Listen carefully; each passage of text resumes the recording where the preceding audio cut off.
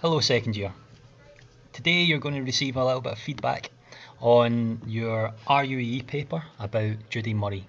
The idea is that this will talk about the things that you have done particularly well as a year group, as well as the things that some pupils may have struggled on. And once you've watched this, there will be some opportunity for you to practice some of the difficult questions. And the idea is that you watch this, go away and try and improve upon the areas where you didn't do so well, so that next time you do a RUAE paper, you do a little bit better.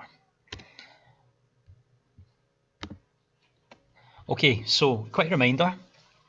Over the course of September, you learned how to answer the following question types: own words, summary, word choice, sentence structure, and imagery. Now, your teacher will have went over these in class with you, but these were also learned when you were in S1, and essentially we were recapping them in preparation for this RUAE paper. But there were also two new questions, a link question and a use of language question.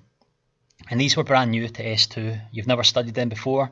They'll be utterly fresh in your mind and new to you, but we, of course, introduce more tricky questions as you get older. So it was important that you learned these in preparation for the assessment, because the assessment had examples of these question types.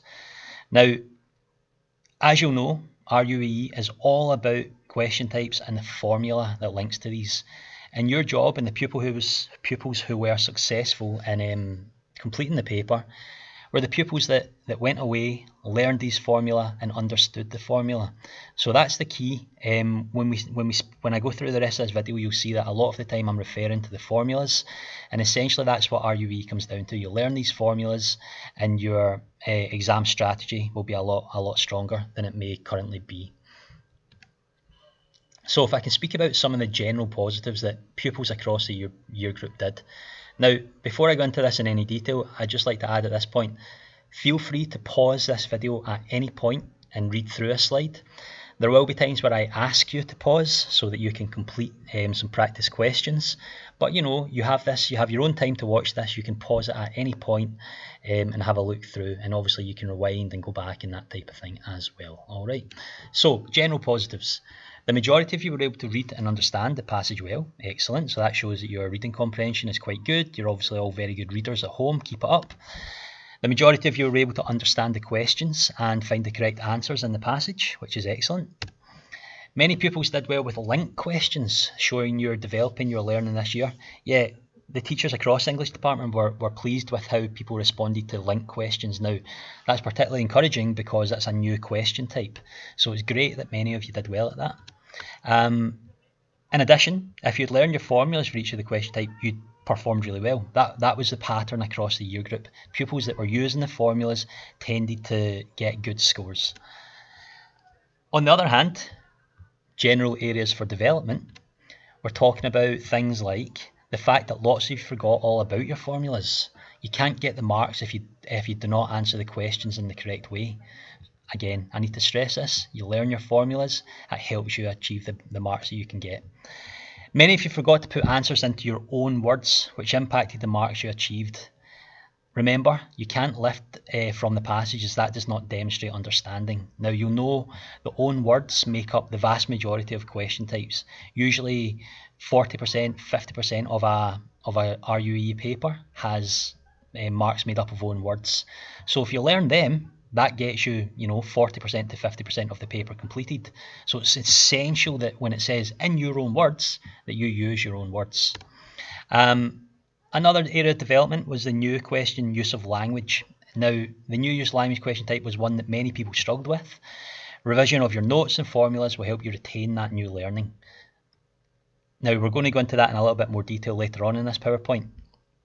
But for now, just be aware that that new question type was one that many of you struggled with. Okay, if I can now talk about the own words questions. So you'll remember your teacher went over some slides in class in the build-up to the RUAE paper, and one of the things they went over were the slides that I'm just about to show you. So the way you answer an in your own words question is these 3 steps here. Feel free to pause at this point to double check it, but essentially they are: read the question, check the marks, find the information in the passage, bullet point and change it to your own words. sometimes shorthand for this is locate and translate. You locate the answer, you translate it to your own words. So here's a little example that we looked at in the build-up to the paper. The passage said, the girl was unlike any he had ever seen before. She had stunning eyes and glossy brown hair. Identify 2 things that the boy loves about the girl. Okay, so we did this as we were getting ready for the assessment. We practiced it, and you guys were all tasked with taking that and putting 2 things that the boy loved about the girl into your own words. Okay, now you'll see that she had beautiful eyes, her hair was shiny. She had stunning eyes, glossy brown hair. Now you might be wondering, wait a minute, there's the word eyes. There's the word eyes. That's not been put into our own words. However, there are certain words like eyes that there is no legitimate alternative, so it's acceptable to use eyes in this occasion. Could you have said something like, she had beautiful peepers? Yeah, that would have got you the mark as well. But when there's not many options for you to change it into your own words, you can use the words of the passage. But I would say 9 times out of 10, you want to put the words like stunning, glossy, the key words into your own words. Now, I'm going to show you an example from the Judy Murray paper, right? So this is what we had. It's remarkable. In fact, if you pause it here and read it yourself, that would be best. Okay, I'm assuming you've unpaused it now. Step 1, read the question, check the marks. So you go, okay, there we go. Explain in your own words why the writer believed that it is remarkable that Judy Murray has retained such a close relationship with her son. So there's our question, there's a number of marks. You've checked that, fantastic, you've done step 1. Step 2, you find the answer in the passage. Now, bear in mind, the answer is there, you locate it, and you change it into your own words. So let's see, can you find it? And then finally, you bullet point the answer in your own words. Now again, at this point, I would advise you to pause. You've done step 1, you've read the question, you've checked the marks. You're now on to step 2, find the answer in the passage. Okay, pause it now, do that. Okay, you have now unpaused and you're having a go of writing the answer in your own words. Now this is what we asked you to do in the assessment. That's steps 1 and 2 completed for you. Okay, hopefully you just did that yourself prior to me showing you the answer. As it says here, 2 marks mean we must make at least 2 bullet points in our answer, right? So we know that the possible answers from the passage are, number 1, given that he has travelled the world. Okay, so that's one of the reasons why it's remarkable that Judy Murray has retained a close relationship with her son, because he has travelled the world. Secondly, he has gained huge wealth and now has, secondly, he has gained huge wealth. And thirdly, now he has so many alternative voices to listen to. So there are your 3 possible answers. Obviously, you take 2 of them for your 2 bullet points and you put it into your own words. A significant issue that pupils had was that many of you copied the key words and did not put them in your own words. So people were writing things like, Andy Murray has travelled the globe. Now, the problem with that is, whilst you might have changed world into your own words, you didn't change travelled into your own words. Or people might have said things like, he's become very wealthy. Now, wealth and wealthy are too close, too similar for that to be counted as your own words. So even if you had written wealthy, he has become very wealthy, that is not using your own words according to the exam. You need to be a bit more, to show you have a more widely developed vocabulary than that. So something like, he has become very rich, something as simple as that. Now, as I mentioned, some of the answers we were getting were things like, he went round the world, he travelled the globe, right? He became wealthy. So as I've just previously stated, these answers were not accepted simply because they're not going far enough with putting it into your own words. It is essential that you're changing all the key words. So all the words that are highlighted in bold here, it is essential that words like that you put into your own words. Remember, you cannot get a mark for copying keywords, even if it's information we're looking for. Copying shows you can copy, it does not show you can use your own words. If you break it down, an in your own words question is testing your ability to take a word and think of synonyms for that word. It's testing your vocabulary. So it is essential that you change these keywords to your own words. It's better to be safe than sorry, so my advice is always, change it, even if you think, I'm not sure if there's another word for that. If you can change it into your own words, change it into your own words. Now, there's some answers you could have had, okay? You'll see, same question, but rather than say, he has travelled round the world, he has gone from country to country. It means the same thing as that he has travelled the world, but it's in your own words. So it's essential that you do things like that. Rather than, he has gained huge wealth, he has become rich. Excellent, good answer. Rather than, he has many alternative voices to listen to, you could change that to, many other people give him advice. Now, any two answers like that would got you the 2 marks. But as I said previously, a lot of people were just simply using some of the keywords in their answer, and that meant you would not gain the mark for that question. So just want to be aware of, in your own words, change the keywords, make sure that you're checking the number of marks, you're using bullet points, and you're putting it into your own words. Something like that. Okay? Now, on this slide, please pause and have a go trying for yourself the question above. Okay? Explain in your own words what Judy believes are the mental qualities needed to excel. At this point, pause the video, write an answer, and then come back. Okay, so you should have now written an answer to that question. You've read the question, checked the marks, you've found the answer in your passage, and you've bullet pointed the answer in your own words. Now, it's a 3-mark question, so essentially that means you should have 3 bullet points for your answer. So step 1, you've found the answers, okay? You've found the answers there. So in this occasion, the mental qualities needed to excel are drive, resilience, the importance of seeing difficulties as opportunities rather than threats. Now, that means you cannot use these words. You cannot use drive, you cannot use resilience, you cannot use opportunities rather than threats. You need to put it into your own words. The marks key said something like you need to be committed, which is the same as you need to have drive. Or you should never give up, which is the same as resilience. You should be resilient or show resilience. You should never give up. That's it in your own words.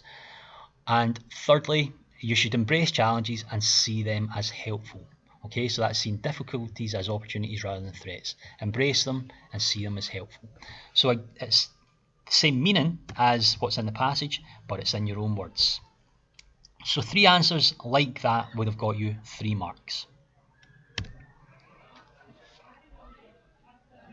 Now here's another example for you to try.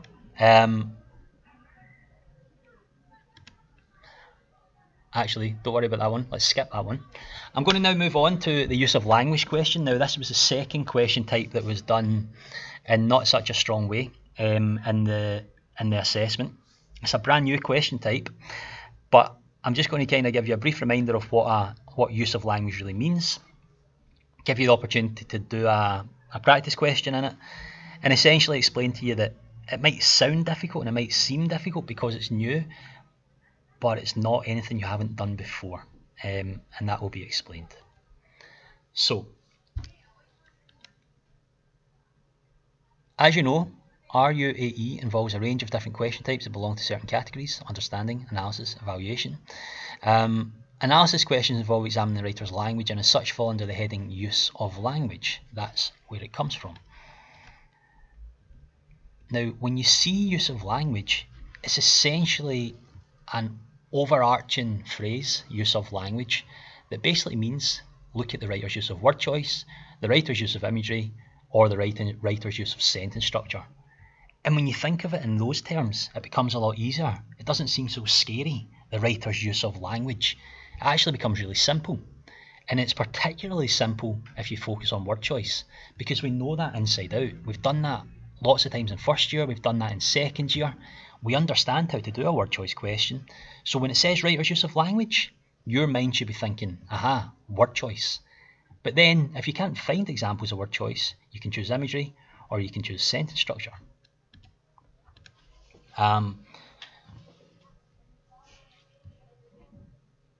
If you can read this here, I'll pause it. You can pause for a minute and read this. Okay, welcome back. Having read that, you'll see that it essentially sums up what I've said. So it's a useful way of thinking of it. As soon as you see this phrase, use of language, you're thinking word choice, imagery, sentence structure. And to get your marks, it's about examples and explaining those examples. Now, here was the use of language question from the Judy Murray paper. Again, pause it, read it. You can come back to me in a minute. Pause it now. Okay, welcome back. So you see the question said, how does use of language in these lines create a positive impression of Judy Murray? You can refer to word choice, imagery or sentence structure in your answers. So we try to give you a little bit of help there by telling you that you should refer to word choice, imagery or sentence structure. But despite that, this question was not done particularly well. In a way, people overcomplicated their answers, and I think people got confused by this phrase, use of language, and really thought they had to. It's as if your mind went blank. It's as if you just didn't realise, I can just do it like a word choice question, or I can just do it like an imagery question. People became a little bit confused. A lot of people didn't attempt enough to get the 4 marks, and it wasn't done particularly well. So let's have a little look. As stated, you could be looking for any of these things, word choice, imagery or sentence structure. Now, on this occasion, it might be worth having a go before I show you the answers. So I would ask that you pause the video, write your answer, and then come back once you've done. Okay, welcome back. Hopefully you've now written an answer. You've either focused on word choice, imagery, or sentence structure, or a mixture of those things. I'm now going to show you the answers from the marks key.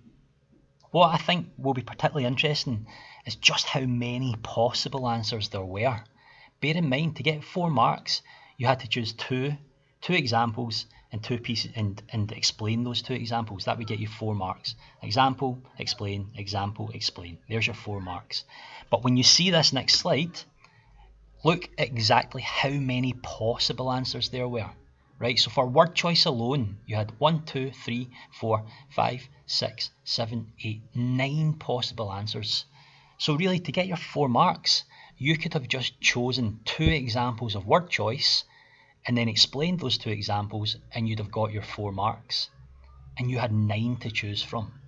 Now that is the best thing about use of language questions, is you get a huge amount of possible answers that you can choose from. And hopefully that shows you that you have lots of opportunity to get the marks.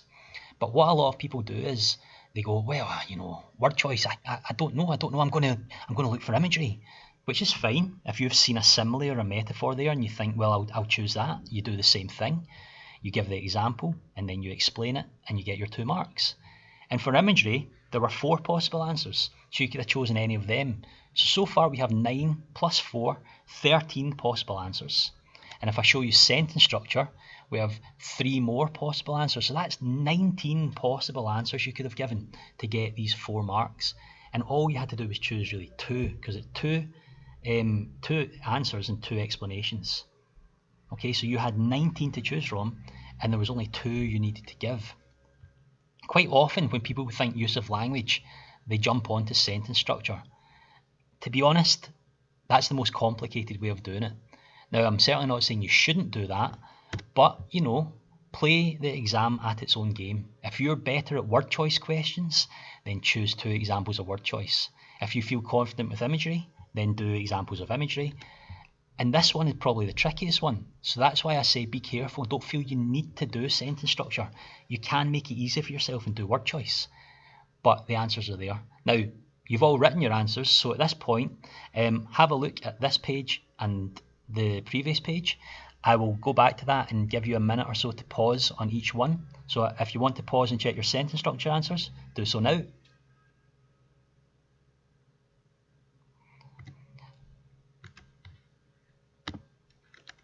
And if you'd like to pause and check your word choice or imagery answers, do so now.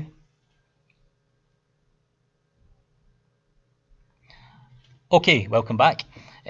So hopefully you did well out of that one, and if you didn't, hopefully seeing that there are so many possible answers has been useful to you, and that you in the future are able to understand that when it says use of language, you can quite simply do word choice or imagery, and you just use the formulas that you would normally use for a word choice or imagery question. Now, here's a little example for you. If you have a go at doing this one, once you are ready, pause the video and then come back in a minute. Okay, welcome back. So you may have chosen any of those examples might have jumped out at you. The red is word choice. So to get your 4 marks, you would give 2 examples and 2 explanations. So any of them, rudest, punishment, swore, vandalised, abused, quote, explain twice, and that would get you your 4 marks.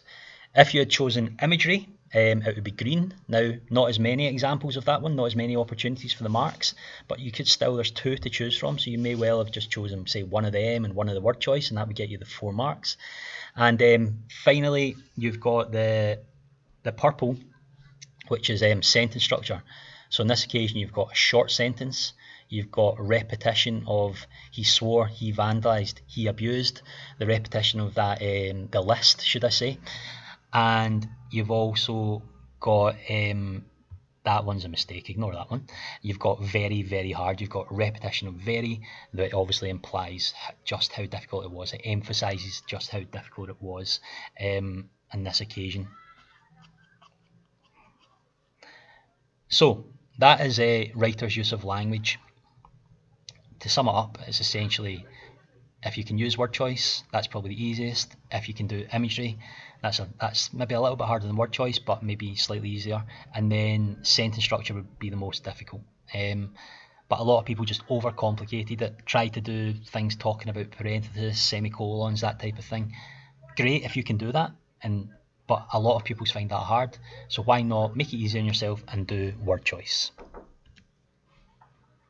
Now, if I can just sum up by saying, as a reminder, please learn your formula. There's your 7 question types.